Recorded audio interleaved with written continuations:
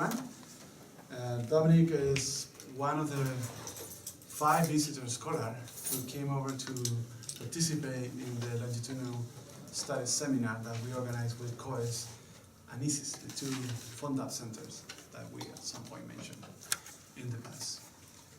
And obviously because he was coming to Chile, I thought it was a great opportunity to introduce him to you, being PhD students and taking a course in advanced social psychology. And obviously he is a social psychologist, and hoping that you already read this chapter.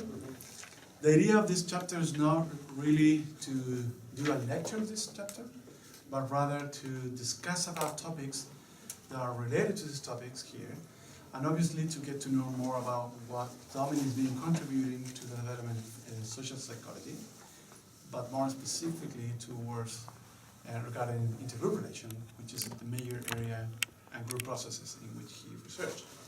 So you're more familiar with this type of interview in which we've been introducing other professors who are visiting us. So we should start, Dominic, and well, you already introduced Antonio, who is Antonio, Jorge, and I. We are the 3 scholars running this course. All of them are PhD students, and some of them are research assistants working with us in the centers. You met them on different activities during this week. And certainly the idea is to really get the sense of part of your history. How did you become interested in social psychology? And tell us about your original beginning career and academic career. Okay. Shall I start at the beginning? Yes. Okay. Great, it's a very long story. Well, I got interested in psychology as a teenager, I suppose, and there was a magazine, there were 2 magazines, one called New Society, which had little 100-word snippets and stories about psychology. It came out every week. And another one, which still exists, I think, called Psychology Today, which had just started. So at that time in England, at school, you couldn't study psychology at all. Nowadays, every single secondary school teaches psychology, at least from the age of 16. But in those days, not. So I became interested, and my father had been a sociologist and was rather suspicious of this interest. This was going in the wrong direction. However, I went to Manchester University and met up with somebody who I still play music with even today, many, many years later. But my interest in music combined with a rather fortunate meeting, which was with Tony Manstead, who had just started as a lecturer in psychology at the University of Manchester. And so my first ever piece of research was my final year undergraduate project, which was on the way that the presence of an audience affects people's performance, and in this case on a musical task. So I was interested in playing music. So we had people learning to play jingle bells on a xylophone. And under the desk there was a secret microphone, and people either had to do this task in front of a mirror or in front of a microphone. They were told we were going to play the thing back to 200 people. Or we had 2 people sitting there listening to them, and so we were interested in testing social facilitation theory. So this is how I became interested in social psychology, and by working with Tony Manstead, he turned the interest into a passion. So that was very lucky. I then went to LSE, where I did a master's degree, and fortunately at that time Hilda Himmelweit was still alive and was the professor there, and she got me interested in social identity theory and social representations research. And also there I met some people who are still long-term colleagues and friends. And from there she said, well, you know, we enjoyed having you with us. Why don't you go to Kent, where there's a new social psychology group that's just started up, and there you'll find people who do research on social identity. And one of the people who was there, who had just started himself, was Rupert Brown. So I was very fortunate to find myself in the position of going through, as it were, the most exciting social psychology route other than Bristol that was alive at that time in the UK. And so there I was at Kent with Rupert Brown and Geoffrey Stevenson, who was one of the very few British social psychologists who connected with American psychologists, which is an important element element of the story. Why so important? Well, at the time, the social identity tradition, which had been launched by Taj Turner and Howard Giles in Bristol, and which Rupert was very much at the forefront of promoting as well, was standing in direct opposition to American social psychology. American social psychology was viewed as completely individualistic, as reductionist, as completely operating at the wrong level of analysis, in contrast to European social psychology, which was much better. In group bias. Yeah, in group bias. But Jeffrey Stevenson, who'd been working on negotiation and bargaining and things like that, had formed a good friendship with someone called Jim Davis, who was at the University of Illinois, who was the leading researcher in group decision making in America. And this connection, I didn't know at the time, later became extremely important and valuable in my own development as an academic. And Jeffrey became a great friend as well. So I did a PhD at Kent, and that was an interesting experience because what I was trying to do was link an American theory about self-awareness, the way that people manage their behaviour, with the European theory, social identity theory. And this led me into all kinds of barriers, I'd say, opposition moments, because I was actually a bit of a deviant in my own group. So for a European social psychologist working on social identity to be using an American theory about individual self-regulation caused problems with people. They didn't know how to fit the two things together. And some of my first conference presentations as a postgraduate student, there would be surprisingly large numbers of people there who wanted to argue with me. because I was you were yes. combining two Yes. tradition, allegedly no. I was the not deviant voice. Yes, Speaking about deviance. Yeah. So now, fortunately, Rupert, who is a very strong advocate of social identity theory, also was willing to keep a completely open mind about who was right or what we would find or what would happen. And so he supervised me in a way that enabled me to pursue these two competing sets of theories in a very open way that enabled me to discover and find out how much each of these different theories could combine together. And again, there I think I was very lucky with different supervisors. I would have had a very different experience. I finished my PhD at Kent, and there were no jobs anywhere in the UK for anyone, except that one little job came up about a couple of weeks before I ran out of money. And this was a job at the University of Bristol, where Howard Giles was about to depart for California.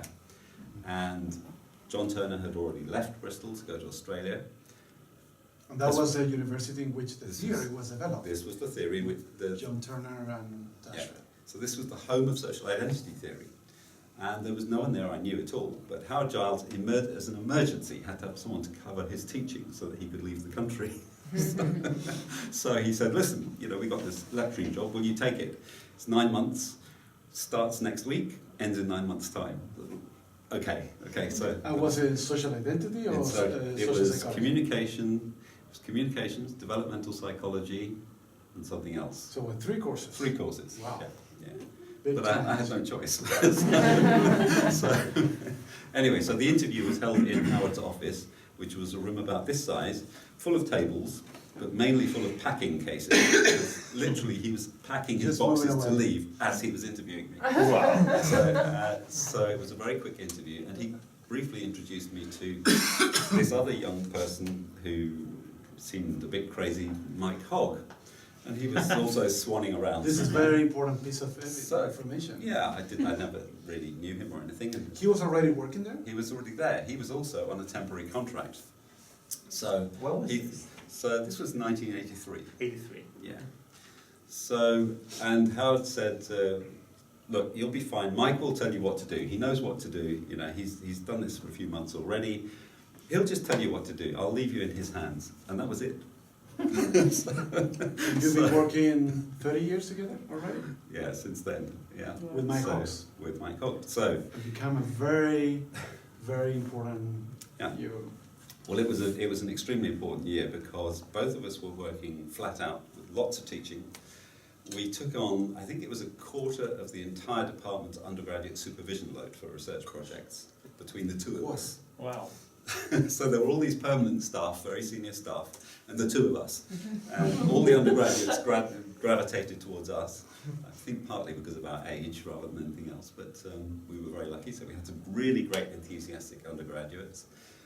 2 or 3 postgraduate students who are now lecturers and professors around the world. Undergrad still 3 years at that time? 3 years at that time. 3 years undergraduate training. Yeah. Here we have normally 5 years.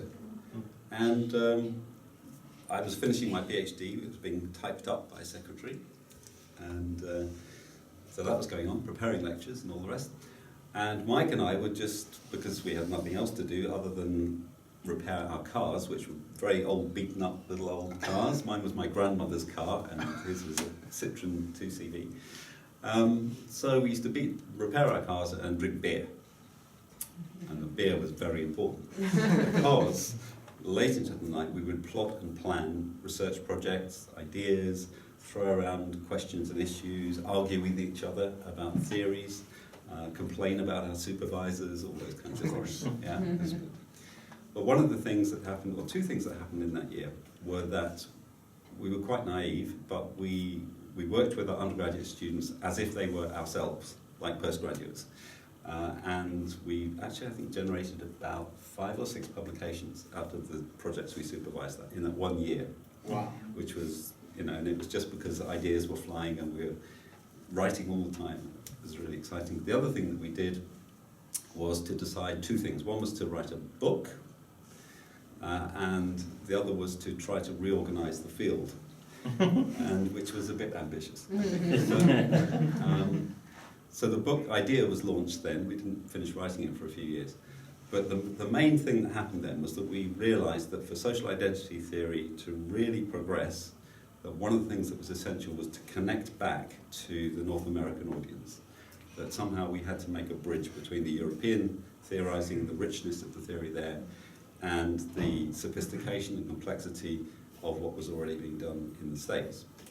And so we consciously set about trying to convey what social identity theory was about to that much wider audience and to draw people into that. And I think that was something we've continued to do ever since. It was to try to bridge across these 2 traditions. Could you give us more broad contextual information about social identity theory and regarding the development of social identity in Europe? Because Moscovich at that time was really important, playing a role in the European Association back in 1970.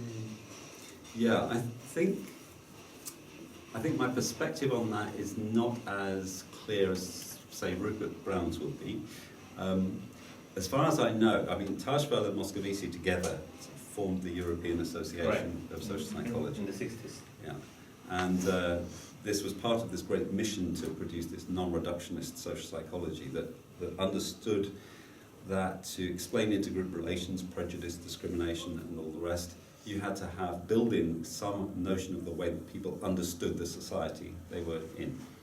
So it wasn't just about hating people of some skin colour or something else like that, that this was embedded in a larger social structure, and that the social structure itself produced relationships which would lead people towards or away from certain kinds of prejudices, commitments, and sense of identity.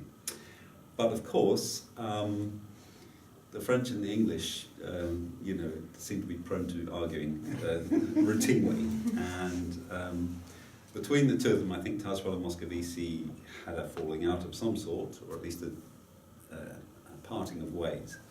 And so, whereas Serge Moscovici promoted and developed the idea of social representations, Tajfel, who actually had some similar ideas at one point, moved much more towards the cognitive social psychological end of social identity theory, and with Turner, all the minimal group experiments and the role of categorization and comparison becoming more focal in his work and his ideas. If you read Tajfel's work, you'll find that he always returns to the broader question of society, where he talks about things like morality, imagery, stereotyping, and so on. He was always concerned with those larger societal issues.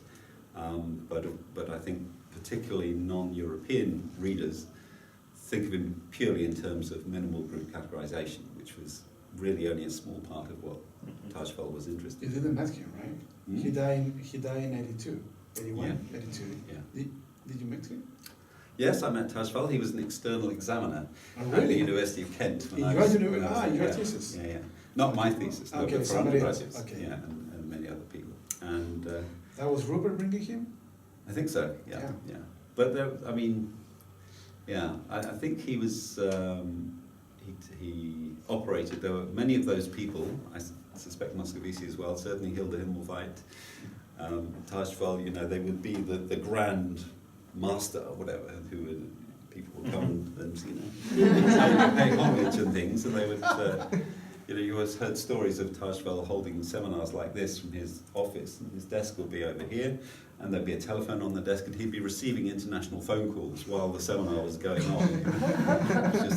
It's interesting because I Yeah. met Moscovici some years ago. He was exactly the same Yeah. image. He went to conferences, there were a bunch of students going behind him. Everywhere he goes, like priming, you know, Yeah. moving around with all his students and colleagues. And Yeah. So I think, so he obviously inspired, you know, enormous. he was quite young. He was when he died. inspiring. He was inspiring, I think, but he was also, you know, quite dominant. Do you know what Rupert is doing currently? Right now? Yeah, No, he's writing doing a biography, I think. a biography of Henry Tajfel. And he's now currently traveling in Europe, interviewing people with 98, 95 years old people, and tracking down evidence of learning more about Tajfel life, and very interesting project, and Yeah. building the story of this tradition, because many of us who grow in the fourth, third generation, you're a son, not grandson. I'm a third generation, grandson. I guess, yes. Yeah, grand-grandson. All this generation of people being trained by people who was trained by Tajfel, expanding the idea of social identity for so many years, already more than 40 years, and still growing. It's a big, It is still great. it's big issue in our discipline. So carry on in the story. So, okay, so the story. Just to give a flavour of this. I'll carry on with the Mike Hogg story because it's kind of, Yeah, it's very you know, interesting. takes a thread through. So I paid a visit to Mike. Mike had to leave. Both of us lost our jobs after this little episode in Bristol because they were just temporary jobs and there was no money. Mike left to go to Melbourne in Australia. Actually, it wasn't Melbourne. It was Macquarie to work with John Turner. Yeah. And then to Melbourne, and I went to Dundee, where there was a job, which was actually a position that Steve Reicher had held in Scotland, and Steve went down to Exeter at that point, so it's like a kind of rotating Did you process. speak Scottish? Do I speak Scottish? Yes, as it Yes. happens, so I'll explain that later. You need a single malt. So anyway, so even though we were on opposite sides of the world, we carried on. Fortunately, email was developing at this point, and you could actually send a message, and a few hours later somebody might reply. So we continued working together on the book, and I paid a visit to him in Australia, and we spent You're talking about the social 6 months, identification Social book? Identifications, which was the first book we Yeah, worked I on got it. together. Which was great fun because it was this process of organising the field in our minds, and as a result of that, and a few years later, we decided also to launch the journal, Group Processes and Intergroup Relations. And that was a much more explicit statement and with explicit intention of linking these two different traditions, the North American and the European tradition, and to really try to encourage people to draw on both of those to Back in move the field 99, forward. was it not? Yeah. In 99. Yeah.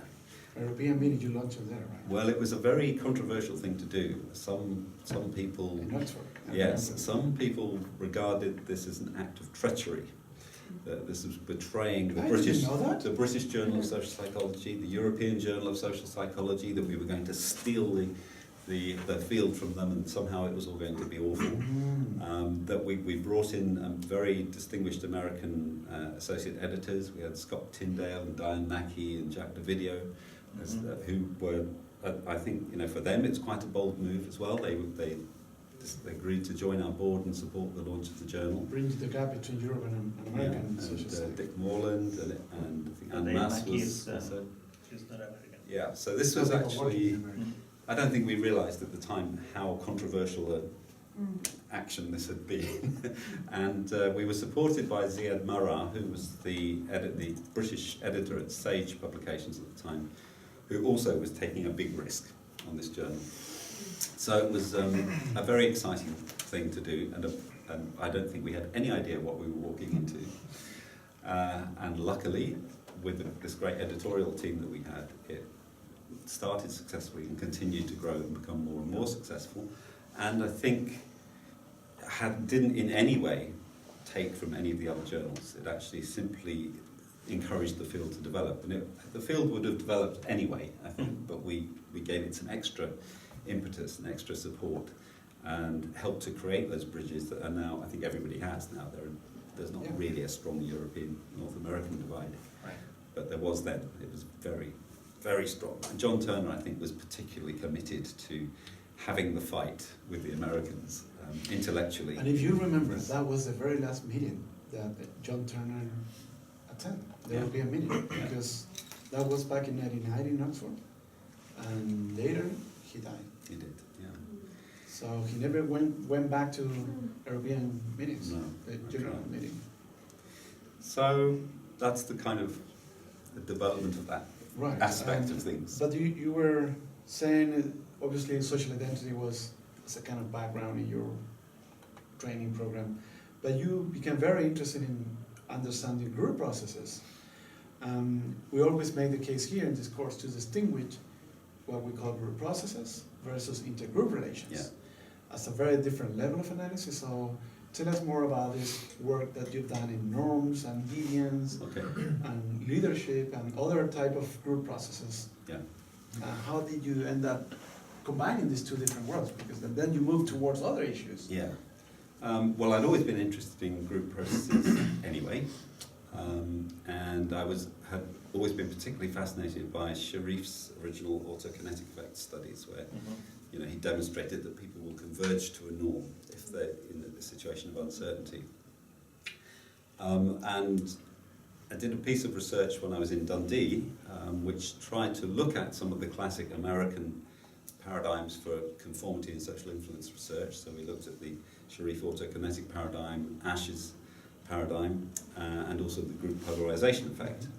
And we tried to see whether we could link this to social identity ideas, and whether by imposing a social categorization, the difference between groups in these situations, that you could get conformity that would only be to one subset of people.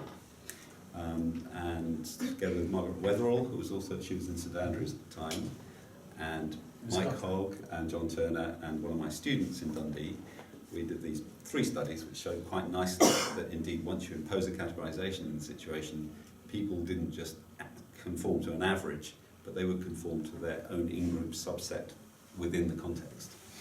So that got me kind of more interested in the idea of group processes, but I was quite naive at the time, and I didn't realize how extensive the American literature on group decision processes was.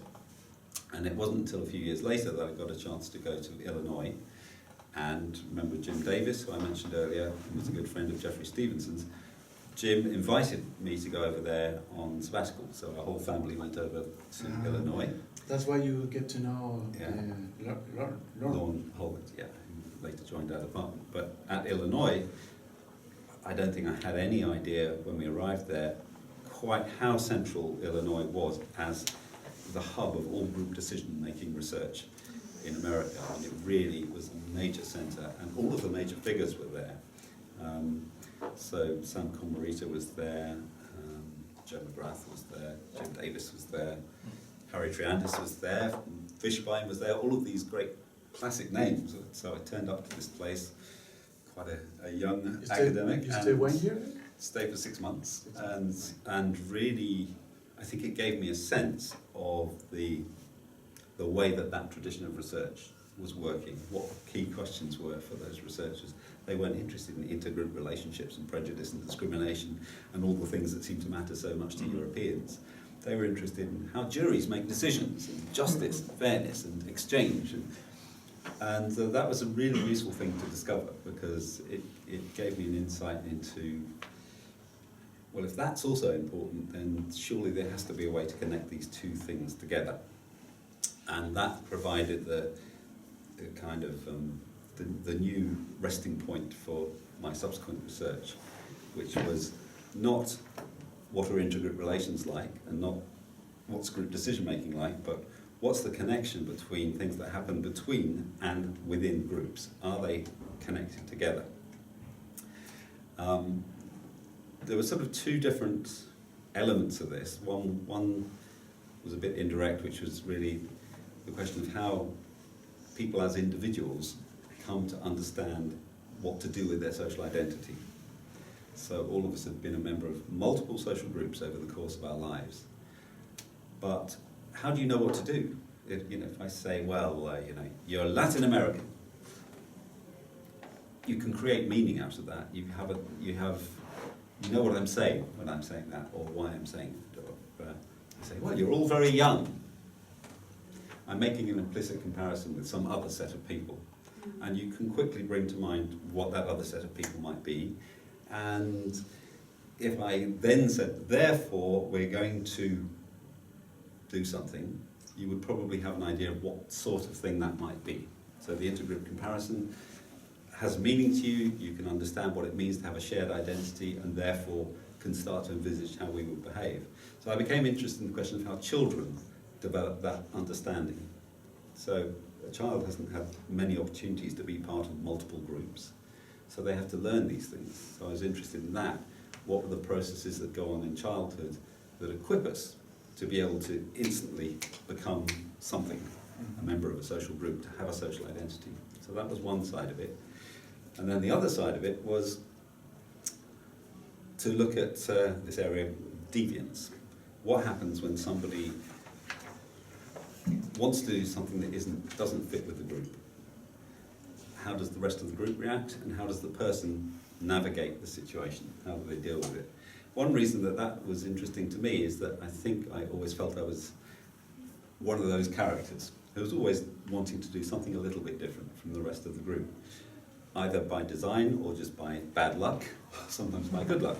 So, for example, when I was 8, my parents went to Chicago for a year on sabbatical from Cambridge, where I'd been brought up in England, and they put me in the local primary school, the local elementary school. I don't think I quite realised at the time what a crazy thing this was to do. I was the only white child in my entire year in the whole school, as well as being, of course, the only English child. Wow. The whole, yeah. So there's a photo. The minority. Yeah. So you can see a photograph of our class photograph with all these little kids, and they're all, I think, pretty much all African American. I think there was one Latino and me, and the Latino boy and me were in the top left corner of the picture. So it's like, real outliers. So my first day at school, I was beaten up. I remember that. And after that, actually, everyone was really nice to me. It was great. So it was okay. It was fine. But I think because I was English, it sort of somehow neutralised. Well, you brought something new. Yes, I brought something new. So that was, but it was a very enlightening and interesting experience as a child. So how old were you? 8. 8. Yeah. Right, younger than Vito. Yeah. Yeah, but I think all of us have had this experience in some context or other. Being the new person or the different person, or you come with a different set of expectations or assumptions about the situation. Happened to me again when I moved to Scotland, and I got to my department in Dundee, and really I couldn't understand anything anybody was saying to me. It was more difficult than coming to Chile and knowing no Spanish. Going just 400 miles north to Scotland and not understanding Scottish was, the accent was very difficult. My office mate was from Glasgow. I couldn't even understand. You know the problem. Yes.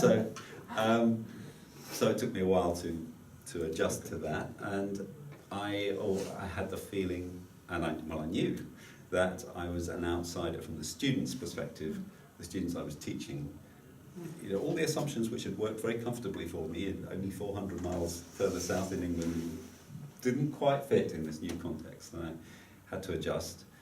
I think we all encounter situations where we suddenly find we've encountered norms that we're not familiar with, and we have to figure it out. So that dynamic, that tension between group differences and trying to create group consensus, I think, is one that's always fascinated me and always intrigued me, and led me more directly to the study of deviance.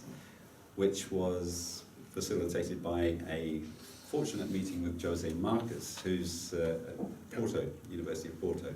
He's a Portuguese researcher. He's a very nice guy. He's the guy who, with Jacques Philippe Lens and Vincent Isabit, first established the black sheep effect, which you know about the black sheep effect. So the deviant from one's own group is likely to be denigrated more strongly than a similar deviant from an out-group, and that's really because we care more about the cohesion, the internal coherence of the norms of our own group. Threats to those norms represent a threat to social identity itself, and so we're likely to work harder to rein people in within our group to make sure that they remain consistent, they don't undermine the values and vision of our group. And that line of research proved to be very fascinating to me and very interesting, and I've been able to, with lots of people, apply it to all types of different settings, but also to look at it developmentally, to see how children do deal with that question of the deviant, either inside or outside their group, and how they make judgments, evaluations, responses to those deviants. I'll pause there. Yeah. You talk also about uncertainty. Why is it so important in this context? Uncertainty is it's an interesting... It's in many papers and in many work with you and Mike Box, talking a lot about this uncertainty issue.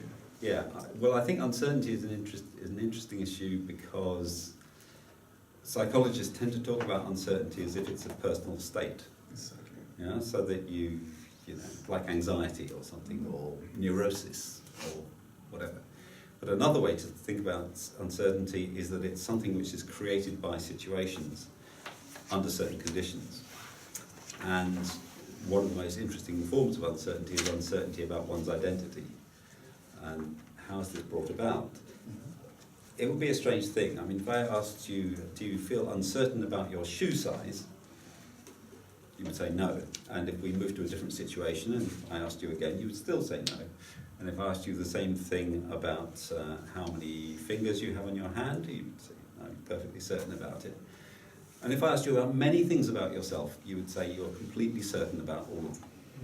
And yet it's possible to induce a state of uncertainty in people quite easily by changes in the situation. One of the big changes that induces this uncertainty is the question of who do I belong with? Who are the set of people, not things about me that define me, but the set of people that define me.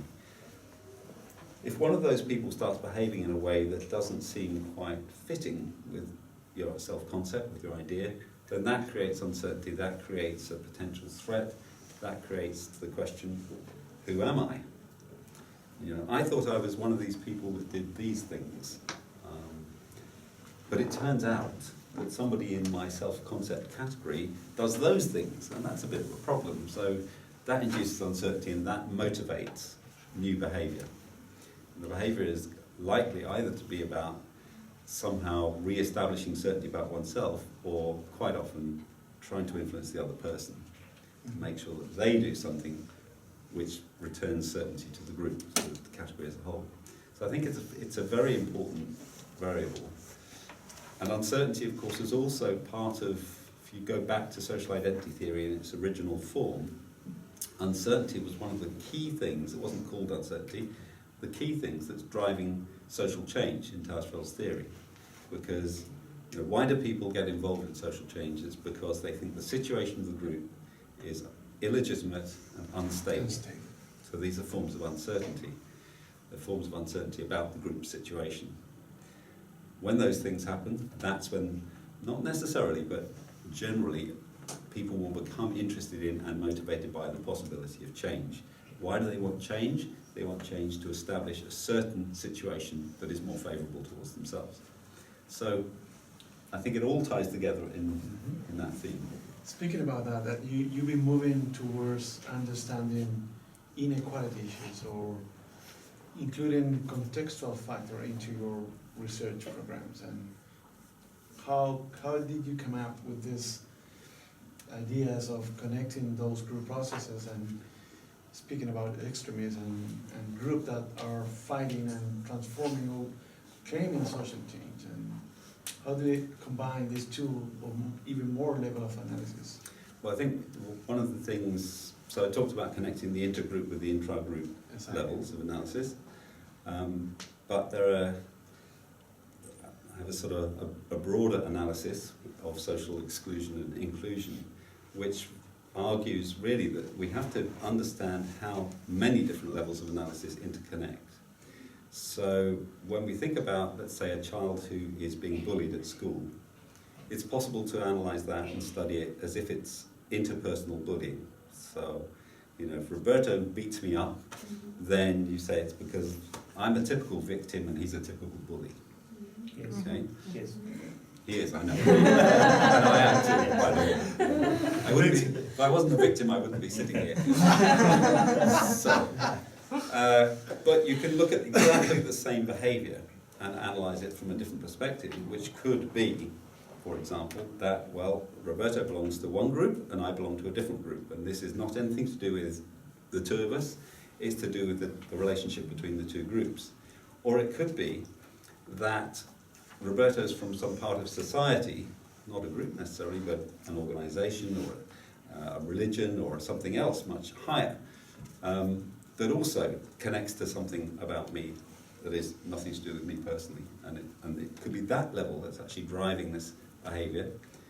And often, if you look at social exclusion and inclusion processes, you'll see multiple levels operating together. So when you get extreme targeted behaviour, extreme aggression or extreme conflict, then I think typically you have multiple levels converging, pressing towards the same point of conflict. It's not just one level on its own.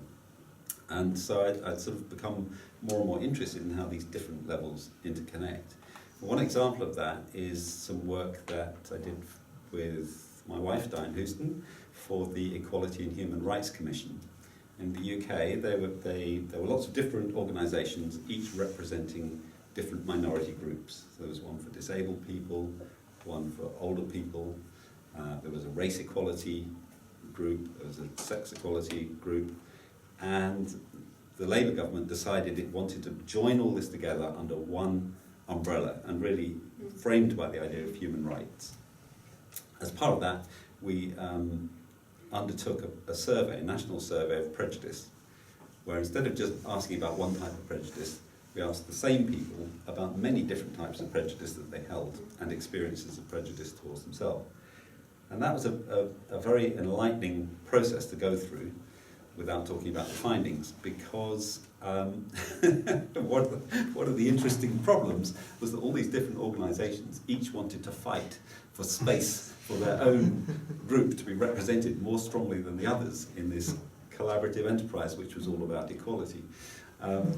But you know, there are pressures inside those groups, very strong pressures inside each of those groups to dominate the agenda, and we had to work through that. And the government's agenda was, I think it had in mind the idea that if we can get everybody to be nice to each other, friendly and warm, and you know, get on well together, that this would somehow eliminate all the problems of prejudice. So they developed something called the Good Relations Framework, which was really about building a cohesive communal society which everyone wanted to be part of, that we all care about each other, and so on. And it forced me to think about how you connect up that sort of let's get on well together motive or goal with this problem of the intergroup divisions, which is that, well, I do want to get on with you, Roberto, but I'm afraid I have to say that I care more about disabled people than able-bodied people, and so... Sorry, you don't mind. sorry. Yes, exactly. So how do we do this? How do we manage this? And it made me think that perhaps we need to think of these two things as orthogonal processes, so that you can think of getting on well together as one process and prejudice as a completely different process. And I think we all know people who are really quite prejudiced towards some group or other, but are also wonderfully nice people as individuals. It's not the case that prejudiced people are nasty people, or that nice people aren't prejudiced. And this kind of helped me think about, well, maybe when we analyse social situations in society, we have to think, again, it's really about the internal cohesion that's going on, the processes driving towards internal cohesion, and how they articulate with the processes that drive wedges between. And so you could characterize two very extreme forms of this. So in one situation, we all get on very well together in the sense that there's no conflict. If you're a government minister, you look down on society, everything is calm. It's all peaceful and wonderful. But actually, it's because nobody cares about anybody. We don't really get on at all. We don't know each other at all. We all live in our isolated little boxes and tower blocks with nobody we can talk to, nobody we can relate to, and nobody we care about. So that's kind of totally disengaged society. No good relations, but also no intergroup prejudice or anything else. At the other extreme, you have really cohesive communities that are really together, and they support each other, and they have all those strong bonds that we value so much. But unfortunately, that brings about conflict. It's because they have a common hatred of some other community. And this is what you find is very, very common, that when organizations, governments, whatever, try to build cohesion, one of the, almost the default ways that they use, it's like their sharif. There are all these sharifs all around the world, right? How can we get ourselves to be more cohesive? Let's find a common enemy. And this is what happens again and again and again. So when you look at, throughout Europe and probably in South America, when you look at phenomena such as separatist groups, in regional separatism or national separatism, what you see happening is that there's enormous value being gained for the members of those groups because of the increased cohesion, the commitment, the sense of solidarity. But at the same time, you see the larger structure beginning to fracture. And you see resentments building up amongst people who previously were never resentful. So we take England and Scotland as a very good example. So the Scottish nationalist movement, which 20 years ago was supported by 10 or 15% of the Scottish population, now is in a position where it dominates, it's in power in the Scottish government. They almost get independent. It has more support than any other political party in Scotland. And it may even become the party that holds the balance of power for the UK as a whole in the forthcoming general election. So this is weird. So it's people who want to be nationalistic and separate for Scotland who will be controlling what happens in England, Wales and Northern Ireland. This, of course, creates enormous fear and resentment from those people in England, Wales and Northern Ireland. Now, the English typically were rather indifferent about the Scots and the Welsh. They're minority peripheral countries, we don't care about them. Now, the day after the Scottish referendum, which, by the way, September 18th, the Scots lost, so the nationalists lost very narrowly. They lost the referendum, but they won the war. The day after, the English members of Parliament were saying, we have to have English votes for English laws. Only English members of Parliament should be able to vote on any laws that affect England on its own. Scottish members of the UK Parliament should not have a vote on this. So this is a form of separatism we've never seen before in England. It was a completely new phenomenon. So this is one of the problems of building cohesion, social cohesion, is that the strongest, most powerful way to do it another group to differentiate. Also builds conflict. Right. And so the real challenge is how to connect everything we know about building strong, cohesive, supportive, mutually cooperative relationships with also allowing groups their distinctiveness, but avoiding this rivalry, this competitiveness that comes in. It's I think, always a major political challenge. But it happens that you can go down to any level of any organisation or country or group and you can see the same things happening. So this understanding the way the multiple layers work together becomes very important. Modern research techniques are beginning to allow us to cross-connect between layers. How do these different things penetrate to each other? And as psychologists, one of our important questions, at least for me, is it possible working at the level we usually work at, which is between groups or individuals at a fairly low level, to influence what happens at the higher levels? That's the major challenge. That's the major challenge. If we can do that, if we can figure out ways to achieve that, then we'll be making a major contribution. That's very interesting. We've been discussing these issues during the seminar, There are many social sciences being working the other way around. Sociology, for instance, or economists are taking information at the aggregate level to see how that information variables influence individual behavior. So well-being, for instance, has been a lot of work in economics and comparing countries with high domestic product and high income levels and compared to low income level and see the effect on individual well-being. So a lot of work is coming down from the top to the bottom of this. But now we really want to move towards predicting social change, for instance, from the individual level. Is any change at the individual or the group level that could influence process at the highest level, which is the case. And there's another topic that you've been researching to that probably you're not aware, is collective action, actually. And that, I think, is part, I didn't know about the whole story about your academic development, but why don't you talk about a little bit of this? Because we already have a model with Peter Grant and other people working in collective action as being one of the outcomes also connected to social identity. Yeah. But why collective action? And it's been so important trying to understand this process from individual to group level. Well, the reason I got interested in collective action was because my mother was arrested when I was a child for going on a Ban the Bomb march in the 1960s. And so one day a policeman came to the door, I think I answered the door, and this man appeared and issued a warrant or a piece of paper to my mother. I said, well, what was all that about? And she looked a little bit slightly embarrassed. And then announced that she was going to be going away for a few days. Taken off to prison for a few days for being a little bit too radical in this march. Anyway, that kind of intrigued me, I guess, from the start.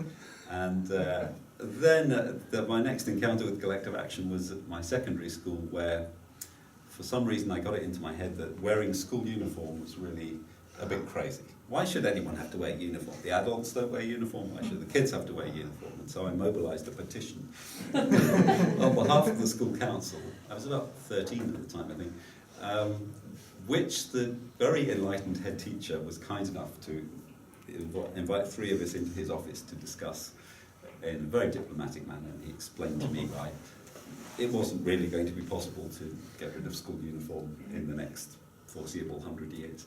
So anyway, he's very nice. But I was always, my parents were always active members of the Labour Party, and so collective action was always part of something that was around in my sort of mentality.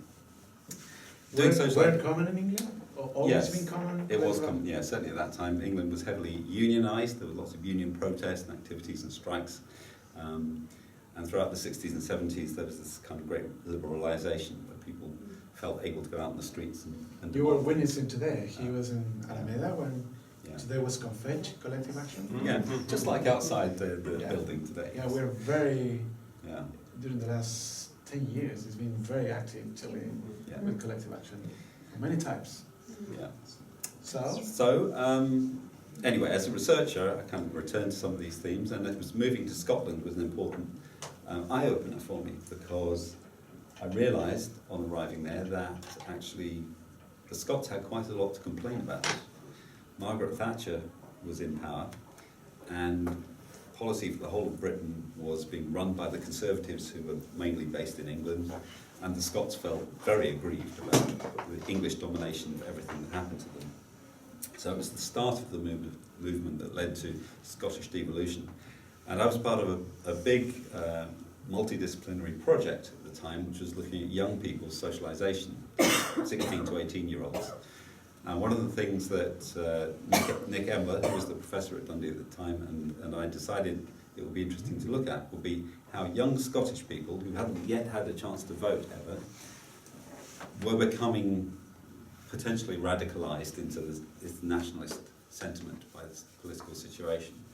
So we were able to ask the 16 to 19-year-olds that we were studying in this longitudinal survey what they thought about how they might vote when they got an opportunity to vote at the next election, and why this would be. And so we brought in concepts from social identity theory, how much they identified with Scotland as a country.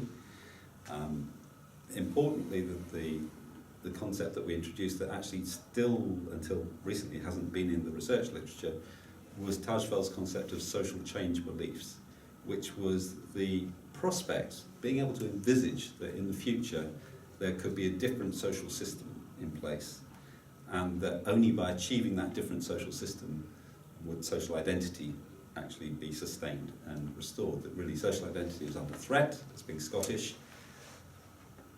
Nothing I can do about it personally. It's going to require a change in the system that gives Scotland more autonomy, more power, for me to be happier in my Scottish identity. So we introduced a measure of that.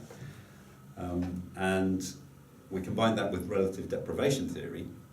And at that time, the big argument, the big discovery in relative deprivation theory was this distinction between person-to-person deprivation. So I feel badly off in comparison with other people I know, versus my group's deprivation.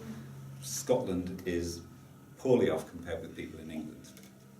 And that what we tested and established was that it was that collective sense of deprivation that was mobilising these social change beliefs. You combine that with a sense of identity. There you go. Well, now we know your identity is under threat, and it's unfairly disadvantaged, and the only way to move things forward is not by personal action. It's not by moving to England, for example, which was something we asked that would have them been about. an individual. No, it would be an individual strategy, but it's by changing the situation of Scotland as a whole.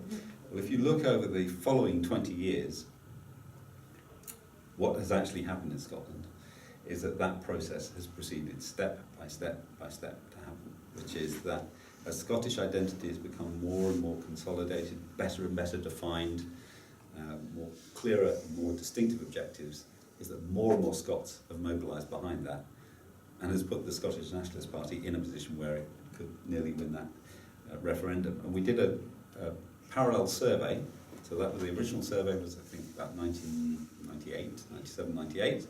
We did another one last year, just before the referendum. Well, we see we is Peter. Is myself and Peter Grant and Mark Bennett, who's a developmental social psychologist at Dundee University, and Peter Grant at the University of Saskatchewan. And we sort of repeated the original survey with exactly the same measures and variables in there, and tried to predict two things. How would people vote, and why would they vote that way? And what we found was that we predicted within about 5%, I think, exactly the proportion of support for the different political parties, with the this massive increase in Scottish support for Scottish nationalism and for independence, and that exactly the same set of variables predicted this outcome in exactly the same way it had done 20 years ago. And so there's this, it was a really nice illustration for us of the strength of these processes and how they can build over time. And so when you look at social change, it's not usually a sudden change. It's not like a revolution. It can be a slow change. It can be something that builds up, and it's embedded in the system. It's a shared social motivation that gradually accumulates and builds. It's very interesting because, as you may know, some of the big challenge in social change we experience in Chile is indigenous communities that have been struggling for many, many years for recognition, identity issues, culture issues. And again, they've been fighting to recover, to make it public, to get constitutional recognition, member of the parliament, and many actions like this. Yeah. Of course, there is a lot of tension too, conflict, realistic conflict. And some minority but very radical group movements pushing very, very hard in that direction. Every week we can see on the news crashes between police and those radical group, and burning houses, and become very, very salient. But as an expression of this nature of the conflict between the groups. Yeah, I mean, I think it's quite interesting to reflect on why in some situations, some setups, that does happen, and in others it doesn't. The United States of America is quite an interesting case. You have all these different states. In principle, each of them might want to take over. You know, California should take over America, right? But they don't. And that's quite interesting. Why that doesn't happen is just as interesting a question as why in Scotland and England you get this division, or in Chile you might get similar divisions. So when do groups want complete separation and autonomy, and when are they content to be part of a larger whole. It might be in the case of North America that it's, the USA, because it has so many states, that none feel it's either viable or necessary to gain any greater power over the country as a whole. Whereas in other contexts where you have really a majority and a minority group, that's where you're likely to get separatism, so it's harder to deal with and control. Yeah, it's an interesting area to explore. Absolutely. All these things lead me to leadership too, because it must be someone, taking the lead and speaking with the head of the school to change the uniform rules, to do something to change cultural identity. Yes. Because you also been researching and working on leadership as one of the components for processes and content too. So why don't you tell us how you connect that other component of this process? Because contact has also been a topic in your research, integral contact, as well as leadership. I'll start with leadership first. Okay, then. Yeah, okay. So leadership's an interesting issue because I think until social identity theory came along, social psychology characterized leadership as something which it's either just a role or it's a person with particular qualities. So Roberto is a great leader. We know this, okay? But he also holds, or has held, a role. He's now diminished right back down to normal researcher, right? So he's a human being again. We're still waiting. Okay, but interesting. But I think Mike Hogg's work on leadership and Alex Haslam's work and Steve Reichen's work on leadership, I think all tell us that the power of leadership comes from its capacity to mobilize social identity as a group of people who have a shared vision or a shared mission. I suppose I sort of looked at leadership from a slightly different perspective, which is that if you have a group of people, one might expect the prototypical member to be the leader. That is, in a pure social identity theory, self-categorization theory sense, the most prototypical, the person who's the most cognitively representative person of the group should be the leader, should just command most authority, most influence. But in fact, that's probably quite rarely the case. I don't know if you can think of any real leaders who are just the kind of central member of the group. Most usually, the leader is a deviant, like Roberto. And they deviate in lots of really interesting ways. So some leaders deviate in their personal style. Some leaders deviate by being very, very innovative. They will say, okay, I'm coming in and we're going to have a new mission. We're going to have a new da-da-da-da. Other leaders, and actually a fairly terrifying number of them, are deviant because they behave in ways that are completely extreme and corrupt. And it's really astonishing. If you enter the words CEO and corruption into Google, you'll find millions of hits. I mean, it's quite astonishing. If you put the word mayor and corrupt, you'll find incredible numbers. Well, it almost doesn't matter which form of leadership you look for. You will find incredibly huge numbers of instances of illegality, corruption, extremity. It's really quite extraordinary. So I sort of wondered if there's a connection between these two things, which is the capability of a leader to do something innovative and inspirational and different and new,